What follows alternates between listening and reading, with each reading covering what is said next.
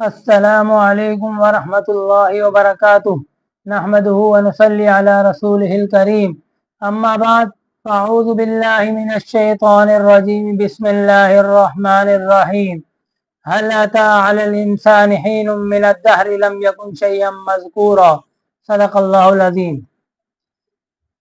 سامعین محترم، اللہ تبارک و تعالی نے ہمیں بڑے مختصر وقت کے لیے دنیا میں بھیجا ہے۔ دنیا کی زندگی بڑی مختصر اور عارضی زندگی ہے۔ دنیا میں جو بھی آیا وہ جانے کے لیے آیا۔ اس کی سب سے بڑی دلیل میرے آپ کے نبی عبداللہ کے لخت جگر، آمنہ کے در یتیم، خاتم الانبیاء محمد الرسول اللہ صلی اللہ علیہ وسلم ہے کہ وہ نبی کہ جس کے لیے ساری کائنات کو سجایا گیا، وہ نبی بھی دنیا سے رخصت ہو گئے۔ تو پھر یہ یقین اور دلیل ہے کہ ہمیں اور آپ کو بھی جو ہے ایک دن اس دنیا سے رخصت ہو جانا ہے۔ میرے بھائیوں، دنیا کی زندگی یہ دنیا دار العمل ہے، یعنی عمل کرنے کی جگہ ہے، اور آخرت دار الجزا ہے، یعنی جو عمل دنیا میں کریں گے اس کا بدلہ ملنے کی جگہ ہے۔ تو اب ہمارے اوپر ہے، انسان اگر دنیا میں رہتے ہوئے اچھا عمل کرے گا تو اس کو اس کا اچھا بدلہ ملے گا۔ اگر خدا نہ خواستہ برا عمل کرے گا تو پھر قیامت میں اسے عذاب اور جہنم کی صورت میں برا بدلہ ملے گا۔ تو میرے بھائیوں، انسان پر مختلف دور گزرے ہیں، کچھ دور ہمارے اوپر گزر چکے، کچھ دور ہمارے اوپر گزرنے والے ہیں۔ ایک دور تو ہمارے اوپر وہ گزرا کہ جب ہم کوئی قابل ذکر چیز نہیں تھے، جب ہمارا کوئی تذکرہ نہیں تھا، اسی کو طرف اشارہ اللہ تبارک و تعالی نے اس آیت مبارکہ میں دیا، جو آیت میں نے پڑھی، هل اتى على الانسان حين من الدهر، کہ انسان پر بہت سا زمانہ ایسا گزر گیا، لم یکن شیئا مذکورا، کہ جب انسان کوئی قابل ذکر چیز نہیں تھی، انسان کا کوئی تذکرہ نہیں تھا، انسان کا کوئی نام نہیں تھا۔ کب؟ ہمارے ماں باپ کی شادی سے پہلے۔ اس وقت ہمارا کچھ پتہ نہیں تھا، کوئی ہمارا نام و نشان نہیں تھا، کوئی ہمارا تذکرہ نہیں تھا۔ تو ایک دور تو ہمارے اوپر وہ گزرا کہ جب ہم کوئی قابل ذکر چیز نہیں تھے، جب ہمارا تذکرہ کوئی نہ تھا۔ پھر دوسرا دور ہمارے اوپر شروع ہوا جب ہم ماں کے پیٹ میں آئے، تو یہ دوسرا دور ہمارے اوپر شروع ہوا۔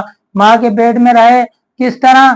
اللہ پاک قرآن پاک میں فرما رہے ہیں کہ ماں کے پیٹ میں رہنے کی بنیاد من نطفہ، ایک نطفے سے ڈالی۔ پھر کیا کیا؟ ثم خلقنا النطفۃ علقہ، دوسری جگہ اللہ پاک تفصیل سے بیان فرما رہے ہیں کہ اس نطفے کو خون کا لوتھڑا بنایا، فخلقنا العلقۃ مضغۃ، پھر اس خون کے لوتھڑے پر گوشت کو چڑھایا، فخلقنا المضغۃ عظاما، پھر اس گوشت پر ہڈی کو چڑھایا، فکسونا العظام لحما، پھر اس ہڈی پر دوبارہ گوشت کو چڑھایا، ثم انشأناہ خلقا، پھر اس کو ایک دوسری تخلیق میں، یعنی ایک نطفے سے ایک انسان بنا کر کھڑا کر دیا۔ تو جب یہ ان مراحل سے گزرتا ہوا، جب وہ انسانی شکل اختیار کی، جب انسان مکمل بنا، تو حدیث شریف میں آتا ہے ثم یرسل اللہ الملک، کہ اللہ تعالیٰ ایک فرشتے کو بھیجتے ہیں، فینفخ فیہ الروح، وہ اس میں روح پھونکتا ہے، اور فیاتی باربع ویؤمر باربع کلمات، اور اس کے بارے میں 4 باتیں لکھ دی جاتی ہیں۔ کون سی باتیں؟ بکتب رزقہ، سب سے پہلی بات کہ اس کو رزق کتنا ملے گا وہ لکھ دیا جاتا ہے۔ وہ اجلہ، دوسری بات کہ وہ کتنی مدت زندہ رہے گا، کتنی زندگی اسے ملے گی وہ لکھ دیا جاتا ہے۔ وہ عمل ہی، تیسری بات اس کا عمل لکھ دیا جاتا ہے کہ وہ کیا کیا عمل کرے گا۔ اور چوتھی اور آخری بات وہ شقی او سعید، یہ بھی لکھ دیا جاتا ہے کہ وہ نیک بخت ہے یا بد بخت ہے۔ ہم میں سے کسی کو کچھ معلوم نہیں کہ ہم نیک بختوں میں ہمارا شمار ہے یا بد بختوں میں ہمارا شمار ہے، بس ہمیں اللہ سے ڈرتے رہنا چاہیے۔ تو دوسرا دور ہمارے اوپر وہ شروع ہوا جب ہم ماں کے پیٹ میں آئے۔ پھر تیسرا دور اس کے بعد جب ہم نے دنیا میں قدم رکھا، تیسرا دور ہمارا شروع ہوا کہ جب بچہ ماں کے پیٹ سے باہر آتا ہے تو سارے لوگ ہنس رہے ہوتے ہیں، لیکن وہ بچہ رو رہا ہوتا ہے۔ کیوں؟ اس لیے کہ وہ بچہ یہ سمجھتا ہے، کیونکہ آپ نے اکثر دیکھا ہوگا ڈاکٹروں کے پاس تصویر لگی ہوتی ہے کہ بچے کا سر ٹانگوں کے بیچ میں ہوتا ہے، تو وہ یہ پیٹ میں وہ یہ سمجھ رہا ہوتا ہے کہ میری کل کائنات، میری ساری زندگی، میری ساری دنیا یہ ہے جس حالت میں موجود ہوں۔ لیکن جیسے ہی وہ بچہ دنیا میں آتا ہے تو وہ یہ سمجھتا ہے کہ میری کائنات، میری زندگی میری جو کل دنیا تھی وہ اس دنیا کو مجھ سے چھین لیا گیا، تو بس وہ دنیا میں آتے کے ساتھ ہی رونا شروع کر دیتا ہے۔ وہ روتا رہتا ہے، نہ بول سکتا ہے، نہ بات چیت کر سکتا ہے، بس اسے رونا ہی آتا ہے۔ اسی وجہ سے مفتی اعظم پاکستان مفتی شفیع صاحب رحمہ اللہ فرماتے ہیں کہ دیکھو، جب بچہ پیدا ہوتا ہے تو بچے کے پاس ایک ہنر ہوتا ہے کہ بس اسے رونا آتا ہے، بھوک لگے تو روتا ہے، کھانا پیاس لگے تو روتا ہے، تکلیف آئے تو روتا ہے، کوئی پریشانی ہو تو روتا ہے۔ تو مفتی اعظم پاکستان فرماتے ہیں، ہائے کاش، ہائے کاش یہ ہنر ہمیں بھی آ جائے، یہ بچے والا ہنر ہمیں بھی آ جائے کہ جب بھی ہمارے اوپر کوئی پریشانی آئے ہم اللہ کے سامنے رونا شروع کر دیں، کوئی مصیبت آئے اللہ کے سامنے گر گرانے لگ جائے، کوئی تکلیف آئے اللہ کے سامنے روئیں، اللہ کے سامنے یاد کریں، اللہ کے سامنے گر گرائیں۔ تو جس طرح بچہ رو رو کر اپنی ساری ضرورتیں پوری کروا لیتا ہے، کہے کاش، کاش ہمیں بھی ایسا اللہ کے سامنے رونا آ جائے کہ ہمارے اوپر ہمیں جو ضرورت پڑے، ہمارے اوپر جو پریشانی آئے تو ہم اللہ کے سامنے گر گرا کر اپنی پریشانی کو دور کر لیں، اللہ کے سامنے گر گرا کر اپنی ضرورتوں کو پوری کروا لیں۔ آگے فرماتے ہیں کہ اگر انسان عقل مند ہوتا، اگر انسان کے اندر عقل ہوتی تو انسان دو ہی کام کرتا۔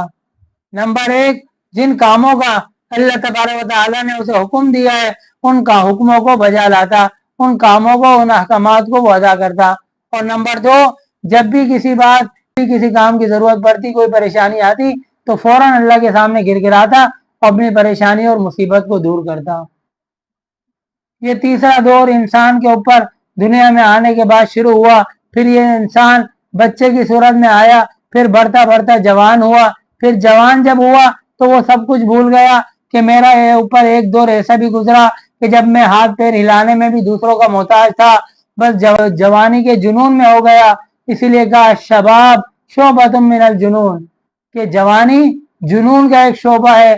جب وہ بچہ انسان جوان ہو گیا تو وہ یہ سمجھنے لگ گیا کہ بس اب میں ہی سب کچھ ہوں، میرے علاوہ کوئی کچھ نہیں، میں ہی طاقتور ہوں، باقی سب کمزور ہے۔